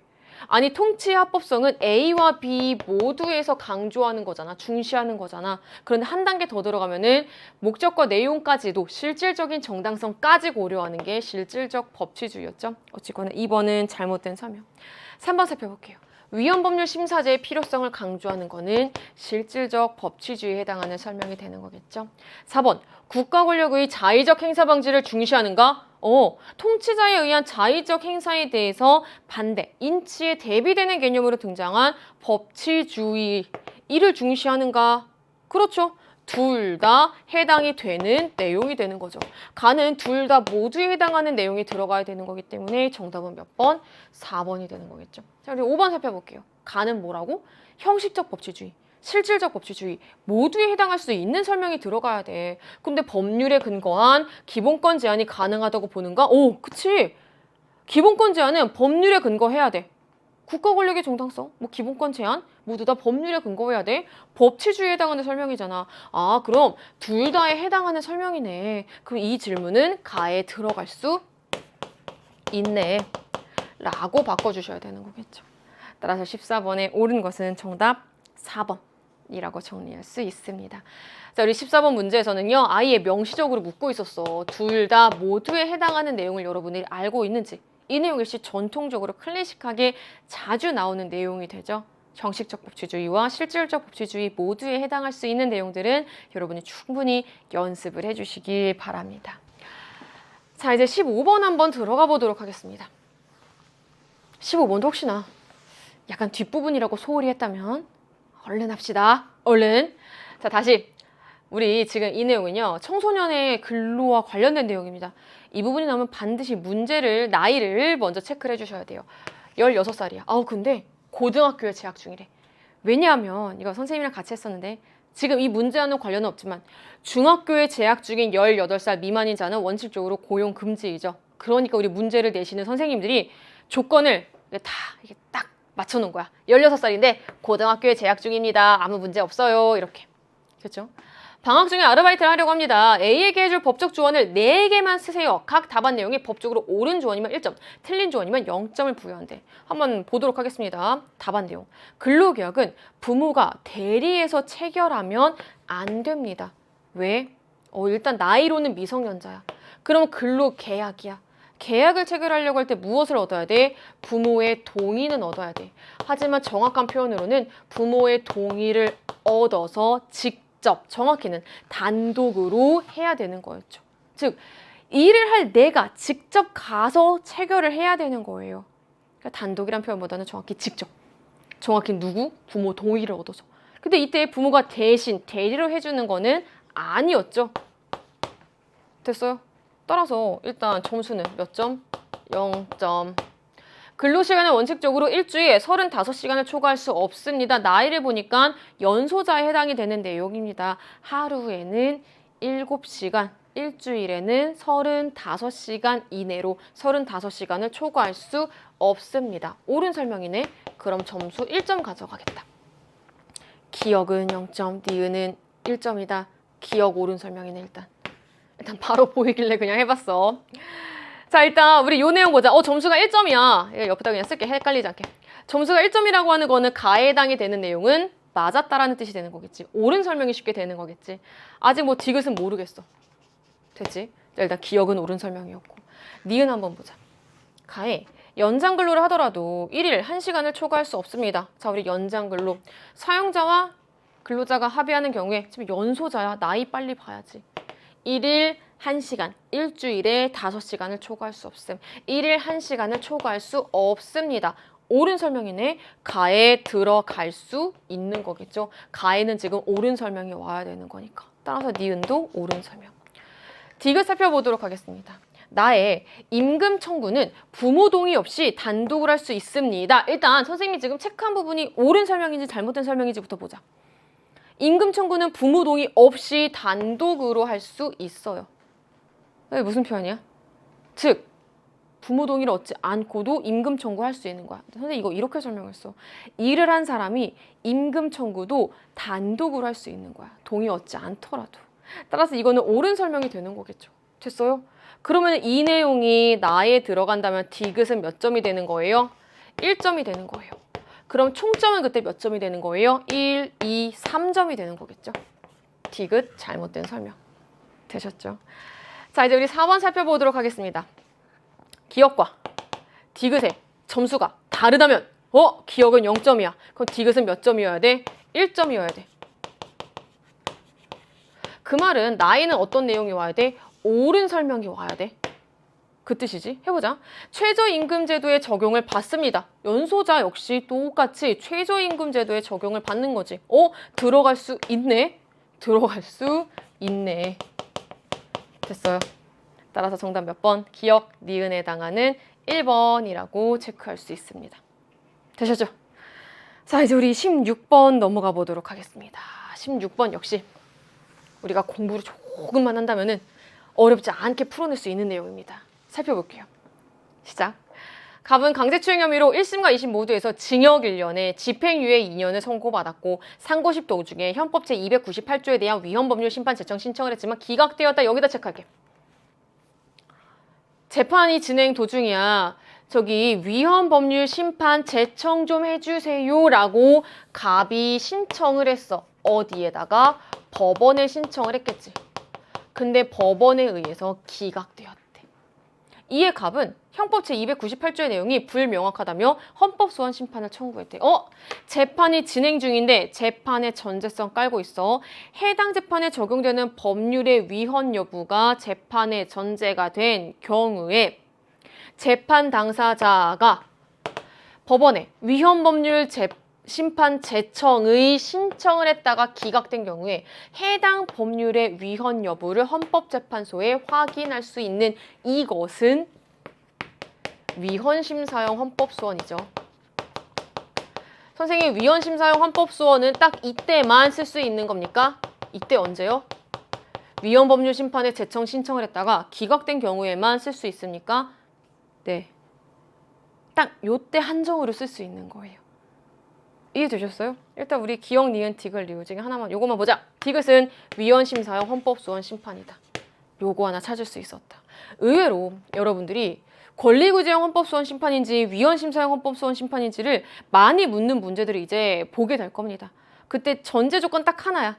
그 조건을 충족하는지 안 하는지만 여러분들이 한번 판단을 해보시면 됩니다. 이제 기억부터 한번 읽어보도록 하겠습니다. 우리 밑에 있는 내용은 좀 뒤에 가서 한번 보고, 징역은 노역이 부과되는 형벌입니다. 우리 뭐 다른 표현으로는요, 징역은 정해진 노역, 정역이 부과된다라고 해요. 따라서 노역이 부과되는 형벌이에요. 기억 잘못된 설명. 니은, 집행유예는 실효 또는 취소됨이 없이 유예기간을 경과해. 그러니까 쉽게 설명하면은 실효, 취소됨이 없이, 그러니까 효력이 상실이야. 실효는 취소됨이 없이 유효기간을 경과했다라는 거는 쉬운 표현을 해줄게. 유예기간 동안 경과할 때까지 일정한 범죄를 저지르지 않고 유예기간이 지났을 때에는 면소된 것으로 간주하는 것이 아니라 형선고의 효력이 상실되는 거였죠. 되셨나요? 따라서 니은 잘못된 설명. 우리 앞에서 디귿은 옳은 설명이었고. 자, 이제 리을 좀 읽어보자. 헌법재판소는요, 해당 법률에 대해 건전한 상식과 통상적인 법감정을 가진 사람이라면 어떤 행위가 강제추행죄의 구성 요건에 해당을 하는지 합리적으로 파악할 수 있다. 범죄의 구성 요건, 어떤 것이 범죄이고 어떠한 이에 대해서 형벌이 부과되는지가 명확하게 알아낼 수 있다라고 하는 것은 명확성의 원칙이겠죠. 따라서 정답 몇 번? 디귿, 리을에 해당하는 5번이 됩니다. 되셨나요? 자, 이제 우리 17번 문제 한번 넘어가 보도록 하겠습니다. 17번은 이거 뭔가 나 이게 딱 폈을 때 만화 보는 줄 알았어. 근데 그림체 너무 이쁘지 않아? 나 진짜 만화 보는 줄 알았어. 근데 약간 내용도 만화 같아. 생활 속의 법. 나랑 가위바위보 게임 할래? 진 사람이 꿀밤 한 대를 맞는 거야. 좋아, 게임하자. 이렇게 해가지고 졌네, 빡 이렇게 때린 상황이야. 선생님이 또 이렇게 얘기하고 있어. 이렇게 약간 선생님처럼. 게임이라도 친구를 때리면 안 됩니다. 근데 이 상황을 좀 우리가 법적으로 보면 당연하지. 이게 아무리 게임이라도 되게 아파하잖아. 이게 친구를 이렇게 빡 때리면 안 돼, 얘들아. 그런데 우리 좀 약간 법적으로 보자. 갑이 을을 때린 행위가 범죄로 성립하지 않을 수 있습니다. 일단 갑은 18살이래. 그 이유는 무엇일까요? 답은 사실 이 그림에 나와 있어. 가위바위보 게임 할래? 진 사람 한 대 맞는 거야. 좋아, 게임하자 라고 피해자가 승낙했어. 됐어. 아니 지금 이 상황이 갑이 지나가다가 을을 보고 이렇게 빡 때린 상황이 아니잖아. 가위바위보 할래? 그래 하자. 이렇게 져서 이게 빡 때린 상황이야. 그럼 이거 피해자의 승낙과 연결되는 거겠죠. 이해되셨어요? 따라서 정답 몇 번? 4번. 위법성 조각사유 중 피해자의 승낙에 해당되기 때문이다. 우리 피해자의 승낙이 시험 문제에 이렇게 명시적으로 등장한 적이 거의 없었습니다. 대부분이 뭐 정당방위, 긴급피난이 많이 나왔었죠. 최근엔 정당행위도 자주 나왔고 피해자의 승낙이기 때문입니다. 옳은 것은 4번인데 그리고 나머지 선지 같이 보자. 갑이 형사 미성년자에 해당하기 때문 아니죠. 형사 미성년자는 14세 미만. 1번 잘못된 설명. 2번. 범죄 구성 요건에는 해당이 될 수 있죠. 법률로 정해놓은 범죄 유형 딱 때리긴 때렸잖아. 구성 요건에는 해당이 될 수 있어요. 하지만 그 다음 단계 위법성이 깨질 수 있는 거였죠. 3번 볼게요. 위법성 조각사유 중 정당 방위와는 관련이 없죠. 피해자의 승낙에 해당이 되는 거였고, 마지막 5번 책임 조각사유 중 저항할 수 없는 폭력으로 인한 강요된 행위에도 해당이 되는 거 아닙니다. 이해되셨나요? 따라서 정답은 몇 번? 17번에 4번이라고 정리할 수 있습니다. 18번 문제 살펴보도록 하겠습니다. 국제연합과 관련된 문제. 그치, 아무래도 6단원이니까 좀 조금 소홀히 했을 수 있었을 수도 있었겠지만 강조할게요. 우리 빨리 국제관계 보자. 우리 국제관계에서만 몇 문제 나왔어? 2문제 나왔어. 근데 2문제가 최소 2문제지? 사실 3문제까지도 등장할 수 있어요. 2문제에서 3문제면 거의 한 많게는 8점까지도 가져갈 수 있는 거잖아요. 9점. 우리 빨리 이 부분 개념 정리합시다. 일단 들어가 볼게. 교사갑은 국제연합의 주요 기관을 설명하기 위해 카드를 제작했대. 이거 최근에 이번 학평을 내신 선생님들도 그렇고 수능 특강 문제를 만들어주신 선생님들도 그렇고 카드 게임 좋아하셔. 이게 카드 게임 문제가 매 강마다 이렇게 등장하는데 이번 3월 학평에도 빠지지 않고 카드 게임이 등장했어. 근데 이것도 약간 또 카드 게임이라고 보기는 어렵지만 뭐 카드 형식이 하나 등장했어. 가나다의 내용이 하나가 적혀 있대. ABC는 총회 안전보장이사회 국제사법재판소 중 하나래. 일단 어떤 설명인지를 한번 보면 되겠지. 국제연합의 사법기관, 국제사법재판소에 해당이 되는 내용이지. 국제연합의 모든 회원국으로 구성된다. 총회. 국제평화와 안전유지에 대한 실질적 책임을 지고 있고 군사적 개입, 경제적 제재를 할 수 있는 등등의 내용, 평화유지군을 파견할 수 있는 안전보장이사회에 해당이 되는 설명이 됩니다. 지금 이 내용들이 뭐 어느 카드 뒷면에 쓰일지 뭐 아직은 모르는 겁니다. 기억부터 볼게요. A의 뒷면에 가가 적혀 있다면은 A는 어디가 되는 거예요? 국제사법재판소가 되는 거겠죠. 그치? 이거 너무 중요하지. 국제사법재판관은 몇 명? 서로 국제사법재판소의 재판관은 서로 국적이 다른 15명의 재판관. 어디에서 선출돼? 총회와 안전보장이사회에서. 아니 그러면 A가 국제사법재판소면 B와 C는 뭐 총회 아니면 안전보장이사회 둘 중에 어쨌거나 하나일 거 아니에요. 아직 우리가 특정 지을 수 없더라도 둘 다에서 국제사법재판소의 재판관을 선출하는 권한 갖고 있는 거겠죠. 기억, 옳은 설명. 니은 살펴보도록 할게요. B의 뒷면에 나가 적혀 있다면 B는 총회예요. 총회의 표결에서는 일국 일표주의의 주권평등의 원칙이 적용이 되는 거였죠. 니은, 옳은 설명. 딕을 살펴보도록 하겠습니다. B의 뒷면에 다, C의 뒷면에 나가 적혀 있다면 B는 뭐가 되는 거예요? 안전보장이사회. C의 뒷면에 나가 적혀 있대. 총회는 C. 되셨어요? 그러면은 국제사법재판소는 A. 이제 말 넣어보자. 안전보장이사회는 국제사법재판소가 내린 판결 이행을 위해 적절한 조치를 할 수 있습니다. 이거 선생님이 수능 특강 그리고 수능 개념 강의에서 굉장히 강조했던 내용입니다. 국제사법재판소의 판결은요. 이를 이행하지 않는 국가는요. 상대방이 안전보장이사회에 제소합니다. 그럼 안전보장이사회는 국제사법재판소의 판결 이행을 위한 적절한 조치를 할 수 있다라는 거 내가 문장 그 자체로 여러분에게 알려드렸었어요. 이번 기회에도 문장 그 자체로 기억을 해주세요. 안보리는 국제사법재판소가 내린 판결의 이행을 위한 적절한 조치를 할 수 있다라고. 따라서 정답 디귿도 해당이 됩니다. 마지막 리을 볼게요. 이제 이거는 바뀌니까 지울게. C의 비상임 이사국이 정기적으로 B에서 선출된다면 비상임 이사국이 해당이 된다라는 거는 C는 안전보장이사회를 의미하는 거겠지. 안전보장이사회는 상임 이사국과 비상임 이사국 그리고 비상임 이사국은 정기적으로 총회에서 선출이 되고 그럼 A는 어디가 되는 거야? 국제사법재판소가 되는 거겠죠. 국제사법재판소의 뒷면에는 다가 아닌 가의 내용이 적혀 있어야 되는 거죠. 따라서 정답 몇 번? 기억, 니은, 디귿에 해당하는 4번이라고 정리할 수 있습니다. 자, 19번 문제 보도록 하겠습니다. 기본권과 관련된 문제였고요. 우리가 선거 결과 분석을 풀기 전에 굉장히 빠르고 전략적으로 풀 수 있었던 문제였습니다. 단서조항 보니까 자유권, 사회권, 청구권 중 하나이다 라고 등장을 하고 있습니다. B는 실질적 평등 실현을 위해 등장한 현대적 권리이다. 사회권. 그럼 A와 C가 남았네. A, B는 C와 달리 국가의 존재를 전제로 한대. 국가의 존재를 전제로 하는 권리는 단서조항 중에서 어디와 어디가 해당돼? 사회권.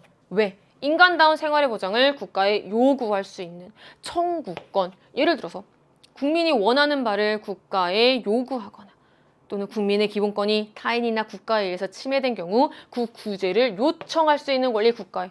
따라서 국가의 존재를 전제로 하는 권리는 바로 사회권과 청구권이 되는 거겠죠. C와 달리이니까 C는 자유권. 되셨나요, 여기까지? 그럼 바로 1번 보자.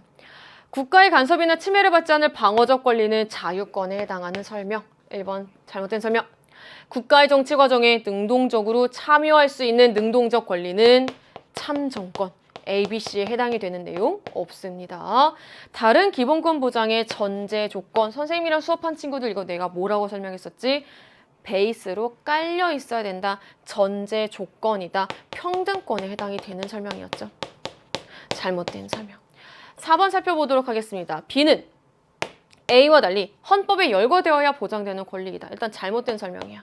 정확하게 고치면은 A와 B 모두 열거적 성격의 권리를 갖는 거였죠. 마지막 5번 A, B는 C와 달리 적극적 권리이다. 5번이 정답. 왜? 우리가 앞에서 설명했듯이 청구권은 국민의 기본권이 침해된 경우에 이에 대한 구제를 요청하는 거고 국가에, 사회권은 인간다운 생활의 보장을 국가에 요구하는 거고, 따라서 둘 다 국가에 무언가를 요구하는 적극적 성격의 권리에 해당이 되는 거겠죠. 따라서 옳은 것은 정답 5번이라고 체크할 수 있습니다. 자, 이제 우리 마지막 그거 볼게요. 선거 결과 분석 문제. 자, 우리 선거 결과 분석 문제는 좀 공부를 했던 친구들이라도 당황했을 겁니다. 왜냐면은 우리가 한 번도 다루지 않았던 본선거일, 사전선거일, 사전선거 투표일 이런 말이 나왔어. 솔직하게 얘기할게. 사전선거와 본선거는요. 여러분이 반드시 알아야지만, 개념을 꼭 알고 있어야지만 풀 수 있는 건 아니었어요. 우리가 문제에 나와 있는 조건을 가지고 사고력을 가지고 풀어주시면, 접근하면은 충분히 풀어낼 수 있는 거였습니다. 일단 아마 이 문제는 처음부터 당황했을 거예요. 솔직히 당황 좀 했지. 나 사전선거 뭐야, 들어는 봤는데 출구조사 이걸로 내가 이걸 어떻게 풀어? 라고 막 당황했을 텐데 당황하지 않고 한번 풀어보도록 하겠습니다. 실제로 미리 얘기합니다. 수능시험 문제 등등에서는요, 우리가 접하지 않았던 개념들을 물어볼 수 있어요. 하지만 교육과정에서 다루지 않은 제도라 할지라도 충분히 풀어낼 수 있을 만큼의 힌트를 주고 우리가 연습을 해내셔야 됩니다. 심지어 수능에서는요, 선거인단과 관련된 문제가 등장하기도 했어요. 선거인단은 우리 교육과정에 명시적으로 딱 나온 거 없거든요. 그럼에도 불구하고 우리 풀 수 있었어요. 그러니까 접근하는 연습을 해주셔야 돼요. 들어가 볼게. 소선거구제, 상대다수 대표제를 적용하는 각국의 의회 의원 선거. 여기서 바로 나왔네. 하나의 선거구에서 한 명의 대표를 선출하겠네. 유권자는 사전선거일, 본선거일 중 택 1에서 투표할 수 있대요. 그리고 본선거일에 투표한 유권자에 한해 어느 당 소속의 후보자에게 투표했는지 물어보는 출구조사가 이루어지는데 본선거일 투표 종료 직후에 그 결과가 딱 공표된대요. 아래 표는 T시기와 T+1시기의 각국의 의회 의원 선거에서 각각 가나 선거구의 사전선거 투표율과, 그러니까 쉽게 말하면 가나 각각의 시기에서 선거구별로 사전선거를 얼마나 참여했는지예요. 쉽게 유권자 중에서 사전선거를 몇 명이 했는지를 우리가 찾아낼 수 있는 게 되는 거겠죠. 그리고 본선거일에 출구조사 결과를 나타낸 것이다. 어느 당 후보에게 한 표를 찍으셨나요? 라고 하는 거를 물어보고 있는 거래요. 자, 이제 우리 여기서 포인트. 개표 결과. 가선거구와 나선거구와 소속된 정당이 T 시기에는 달랐으나 T+1 시기에는 서로 같았대요. 우리 이 마지막 문장은 한번 일단 체크해 두면서 넘어가서 한번 다시 살펴보도록 하겠습니다. 단서 조항에서 뽑아낼 수 있는 거 한번 뽑아내자. 첫 번째 단서 조항 넘어가고, 두 번째 단서 조항에서 요거 뽑아내야 되지. 각 선거구의 유권자는 천으로 동일하대. 출구조사 결과는 본선거일 투표 결과와 동일하대. 그러니까 쉽게 말해서 내가 A당 후보, 소속 후보에게 딱 한 표를 행사했는데 출구조사할 때에는 저 B당이요 이렇게 하지 않았다는 거야. 그냥 동일하대. 모든 시기에 각 선거구에서 최다 득표자는 한 명이다 라고 일단 단서 조항 봤습니다. 중요한 건 바로 요거였어요. 선생님이 이 내용을 가지고 표를 조금 바꿔볼게. 어떻게 바꿀 거냐면요, T 시기와 T+1 시기로 바꿔볼 겁니다. 되셨나요? 자, 우리 그 다음 들어가 보도록 하겠습니다. 선거구 가, 나, 선거구 가, 나 둘로 나누었어요. 내가 이제 사전선거 투표율을 뭐라고 바꿔볼 거냐면요, 이렇게 바꿀 겁니다. 사전선거 투표자 수라고 바꿔볼게. 얘를 먼저 파악하는 것이 이번 문제의 포인트였습니다. 들어가 보도록 하겠습니다. 저희 사전선거 투표자 수 선생님 어떻게 알아요? 알 수 있지. 각각 1000이라니까 1000명 중에 10%가, 1000명 중 20%가, 1000명 중 40%가 사전선거에 참여한 거야. 뭐 무효표도 없고 다 투표율 100%라며. 그럼 적어보자. 사전선거 투표자 수는 T 시기의 가선거구에서는 100명, 200명, 각각 200명, 400명이 되는 거겠죠. 이해됐어요? 아니 지금 유권자는 사전선거 또는 본선거 두 개 중에 택 1이라 그랬잖아요. 자, 그리고 이제부터 들어간다. 내가 여기다 적어볼게. 본선거일 출구조사 결과. 지금 우리 표에는요, 이 출구조사 결과가 어떻게 나와 있습니까? 단위, 퍼센트, 득표율로 등장을 하고 있는 거죠. 근데 선생님 이거 어떻게 파악할 거냐면요. 득표 수로 각 정당 나누어서 살펴보려고 합니다. 선생님 이거 어떻게 알아요? 얘들아, 사전선거 또는 본선거 둘 중에 하나야. 그러면은 내가 T시기의 가선거구만 한번 생각을 해볼게. T시기의 가선거구에서는 본선거일에 몇 명이 투표하러 갔을까 쉽게. 그렇지. 1000명 중에서 100명을 제외한 900명이 갔을 거야. 옆에다 쓸게.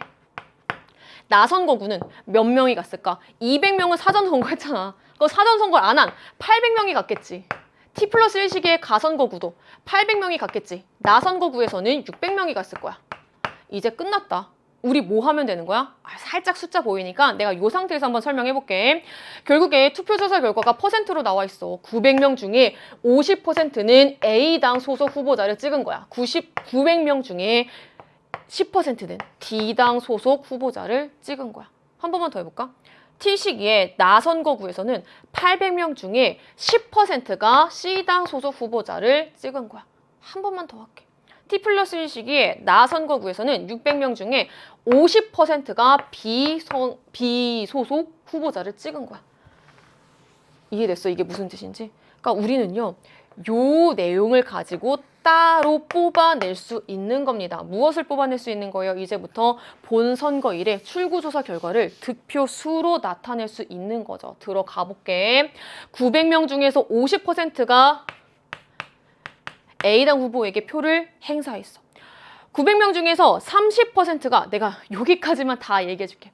900명 중에서 30%가 B당 후보자에게 한 표를 행사했어. T시기의 가선거구에서. 900명 중에 각각 10%씩이 T시기의 가선거구에서 각각 표를 행사했어. 그러면은 90명씩이겠지. 이해됐어요? 이런 식으로 여러분이 나와 있는 유권자 수, 쉽게 본선거에 참여한 유권자 수와 결합을 해서 숫자를 적어주시면 되겠죠. 어떻게 나오는 거예요? 400, 240, 80, 80이 나오겠죠. 그 다음은 400, 160. 지금 내가 뭐 하고 있는 거냐면은 800명 중에 20%가 T+1 시기의 가선거구에서 C당을 지지한 거야. 그 얘기 지금 하고 있는 거야. 그리고 나머지 80. 800명 중에 10%니까. 자, 그 다음은요. 600명이야, 이번에는. 600명 중에 30%가 T+1 시기의 나선거구에서 A당 소속의 후보자들을 지지한 거야. 그러면은 180명이 지지하게 된 거겠죠. 300표를 얻었을 거고요. 각각 60표를 얻었을 겁니다. 여기까지 해서 끝나지 하자. 이제 단소정 하나만 딱 보자. 우리 요 문장 조금만 가볼게요. 자, 우리 맨 마지막 문장. 가선거구와 나선거구의 당선자가 소속된 정당이 T 시기에는 달랐으나 T+1 시기에는 서로 달랐대. 이거 외워. T 시기에는 서로 달랐대. 옆으로 갈게. 자, 우리 T 시기에는요, 소속된 정당이, 쉽게 말해서 당선자의 소속 정당이 다름. T+1 시기에는요, 당선자의 소속 정당이 같음. 선생님 이게 왜요? 자, 이제 얘들아 마지막 고비 잘 보세요. 이제부터. 자, 우리가 알 수 있는 거는 요만큼은 확실한 수치로 알 수 있는 거죠. 그럼 본선거일 출구조사 결과에서 소선거구제고 상대다수 대표제니까 그냥 쉽게 1등을 차지한 소속 정당만 한번 체크해보자. T시기 가선거구에서는 A정당 소속의 후보자가, T식이 나선거구에서는 A정당. 이거는 어디에서? 온전히 본선거일 출구조사 결과에서만. T+1시기의 가선거구에서는요.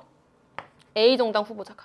T+1시기 나선거구에서는요. 이번에는 B정당의 후보자가 본선거일 출구조사 결과 1등을 차지했어요. 그런데 보세요. 지금 당선자의 소속 정당이 결과적으로는 다르게 나왔어요. 그 말은 무엇을 의미하는 거야? 지금 내가 체크한 부분은 본선거일 출구조사 결과야. 결국 사전선거 결과가 반영되어서 결과가 뒤집혀졌다라는 걸 의미하는 거겠죠. 자, 우리 본선거 결과로는요. 본선거 출구조사 결과가 어차피 개표 결과와 동일하니까. 당선자의 소속 정당이 다릅니다. 근데 결과적으로는 같아졌대. 그럼 결국에 뭔가 사전선거 투표자에 의해서 달라졌겠구나라는 걸 의미하는 겁니다. 자, 이제 진짜 마지막 우리 요거 하자. 당선자 파악. 이거는 의외로 또 생각보다는 쉽게 나온다. 자, 이렇게 나눠볼게. T시기와 T시기의 가선거구와 나선거구. T+1시기의 가선거구와 나선거구. 쉽게 생각해봐. 내가 방금 말한 것까지 이해했어? 요 결과에 사전선거 결과가 어떻게 반영되는지에 따라서 결국에 나오는 거라고. 내가 몰표라고 이제 한번 가정을 해볼게. 만약에 지금 이 사전선거 했던 100명이 T시기 가선거구에서 2등에게 몰표를 주었다라고 가정을 해볼게. 이해됐어요? 2등에게 몰표를 주더라도 지금 누가 여전히 1등을 해? 쉽게 A당 소속이 1등을 해. 이해되셨어요? 여기까지? 아니 어쨌거나 몰표를 받더라도 A당 소속이 1등을 하는 거야. A당. 되셨죠? 자, 우리 T시기의 나선거구 한번 살펴보도록 하겠습니다. 그런데 생각해보세요. 둘의 소속 정당이 달라야 돼라고 하는 조건을 만족시키기 위해서는 이 표가 어디로 몰표로 가야 되는 거예요. B정당으로 몰표로 가야지만 해당되는 내용을 만족시킬 수 있는 거겠죠. 이해되셨어요? 아니 선생님 이 표가 만약에 1로 갈 수 있잖아요. 아니 그러면 A당이 1등이 돼서 같은 정당이래. 그치? 소속 정당이 같아지는 거잖아. 그럼 이 조건과 맞지 아니하잖아. 이 조건에 맞추기 위해서는 결국에 어떻게 되는 거야? 우리가 괜히 한번 예측을 해봤을 때 이 표의 많은 표가 거의 몰표 수준으로 B당에 간다면 가능하겠구나. 이해되셨어요? 아니 어쨌거나 다른 걸 차지하더라도 지금 T시기 가선거구에서 이 표가 2등에게 몰표로 간다도 어쨌거나 1등은 변함없이 A당이야. 이 조건에 만족시키려면은 T시기 나선거구에서는 B당의 소속 후보자가 당선이 되어야지 이 조건들을 만족을 시키겠죠. 이해되셨죠? 자, 이제 우리 T+1시기 한번 살펴보도록 하겠습니다. T+1시기도 마찬가지 방법을 한번 해보도록 하겠습니다. T+1시기의 가선거구에서 200표를 몰표로 2등이 받았다라고 한번 가정을 해보도록 하겠습니다. 그럼에도 불구하고 여전히 A당 소속의 후보자가 1등을 합니다. 따라서 당선자는 A당. 이거는 쉽지. 조건에 맞추기 위해서는 당선자 소속 정당이 어디로 나와야 돼요? A당으로 나와야 되는 상황이에요. 이해되셨어요? 당선자 파악해보자. 각각 A당, B당, A당, A당이 되는 상황이에요. 요거까지 보고 이제 옆으로 한번 넘어와 보자. 옆으로 넘어와서 우리 1, 2, 3, 4, 5번 중에 풀어낼 수 있는 내용은 한번 최대한 풀어내보도록 하겠습니다. 들어가 볼게. 일단 선생님이랑 쉽게 가보자. 1번 일단 보자. T시기에 요거 보이나?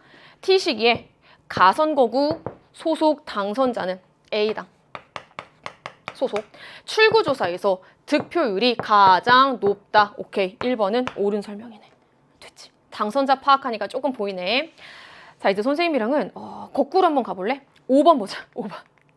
T+1시기에 가나선거구 당선자는 T+1시기에 가나선거구 당선자는 모두 A당이다. 그렇지. 5번도 옳은 설명 됐어. 자, 이제 2번으로 올라가 봐. 2번, 4번 같이 보자. 2번, 4번. T시기에 사전선거 투표에서 나선거구 당선자의 득표수는 160표를 초과한다. 선생님 이거 어떻게 알 수 있어요? 얘들아 여기 보이지? 한번 살펴봐봐. 지금 본선거일 출구조사 결과를 한번 살펴보자. 본선거일 출구조사 결과를 반영을 한다면은 요거를 고려한다면은 적어도 사전선거에서 일단 몇 표는 얻어가야 돼? B당이. 다시. 본선거일 출구조사 결과를 고려한다면은 적어도 B당이 사전선거에서 몇 표는 초과해서 가져가야 돼? 이 둘의 차이는 초과해서 가져가야지 어쨌거나 승산이 있을 거 아니야. 이해됐어요? 무슨 의미인지? 즉 이 둘의 차이 몇 표야? 160표야. 본선거일 출구조사 결과를 고려한다면은 사전선거에서 160표를 초과하는 표를 얻어가야지 당선이 되는 거야. 따라서 T시기에 사전선거 투표에서 나선거구 당선자는 누구였어? 비정당 소속. 득표수는 160표를 사전선거에서 160표를 초과해서 가져가야지 가능해지는 거겠죠. 이해됐어요? 다시 요 차이만큼은 사전선거에서 가지고 와야 되는 거였어. 적어도. 따라서 2번 옳은 설명이 되겠죠. 자, 이제 조금 거꾸로 보자. 1번, 5번, 2번, 4번 보자. 2번 이해했으면 4번 굉장히 쉬워. 우리 같은 방법을 해볼게. T+1 시기의 나선거구야. 쭉 내려가 보자. T+1 시기의 나선거구에서는 본선거일 출구조사 결과를 고려한다면은 사전선거에서 적어도 몇 표는 일단 가지고 와야 돼? 120표는 이 둘의 차이가 지금 120표잖아. 그럼 적어도 120표를 초과하는 표를 사전선거에서 가지고 와야지 승산이 있을 거야. 120표는 사전선거에 참여한 400표 중에 몇 %를 해당해? 30%에 해당해. 그럼 적어도 30%를 초과하는 표를 갖고 와야지 되는 거겠지. 봐봐. 짠. T+1식의 사전선거 투표에서 나선거구의 A당 후보자는 적어도 120표는 초과해야 돼.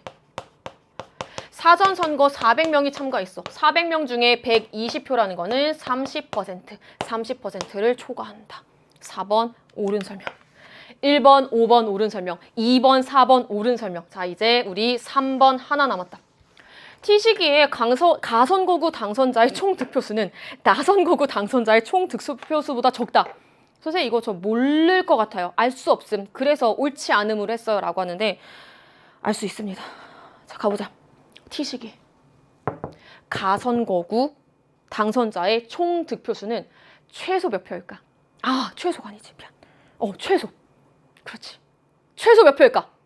다시. T시기 가선거구의 A당은 당선자잖아. 최소 몇 표일까? 450표. 왜? 우리 앞에서 했던 거. 이 표가 몰표로 다른 후보자에게 갈 수 있잖아.